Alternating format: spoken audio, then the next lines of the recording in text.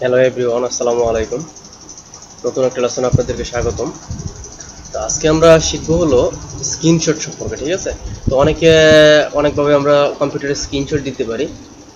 তো Microsoft word দিয়ে আমরা কিভাবে স্ক্রিনশট দিতে পারি সেই জিনিসটি আমরা আজকে দেখব। তো সর্বপ্রথম আমরা স্ক্রিনশটটা কোথায় পাবো সেটা দেখে নেই। আমরা তো থাকবো হোম ট্যাবে।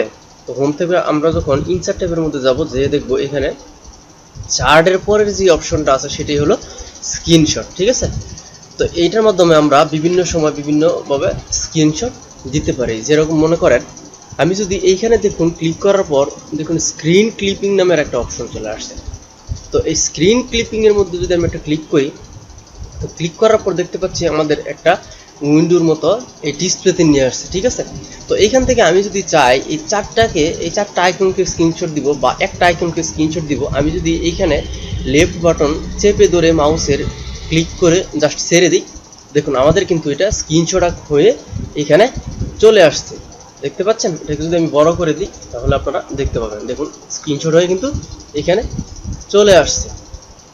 তো আপনারা কিন্তু এই স্ক্রিনশট দিয়ে একটা জিনিস দেখেন, আমি যদি এখান থেকে স্ক্রিনশটে ক্লিক করে আমি যদি কোনোটার ভিতরে ঢুকতে চাই তাহলে কিন্তু আমরা ঢুকতে পারবো না।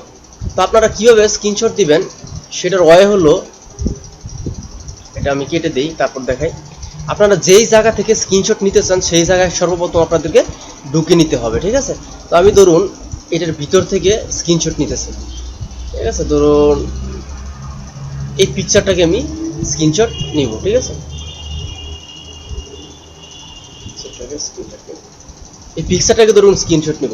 তাহলে আমি কি করব এখন, মানে এক কথায় আপনারা যেইখান থেকে স্ক্রিনশটটা নিতে চাচ্ছেন সেই জায়গা থেকে আপনাদের সর্বপ্রথম ঢুকে তারপর স্ক্রিনশটটা নিতে হবে, ঠিক আছে? তো আমি এই পিকটাকে ওপেন করে নিলাম। ওকে ওপেন করার পর আমি যদি এখন এখানে চলে যাই, এখান থেকে ওয়ার্ড থেকে যদি স্ক্রিনশটে গিয়ে এই স্ক্রিনশট এটার মধ্যে একটা ক্লিক করে ক্লিক অবস্থায় এখন যদি আমি এখান থেকে দেখুন আমাদের পিকচারটা কিন্তু ওপেন আছে।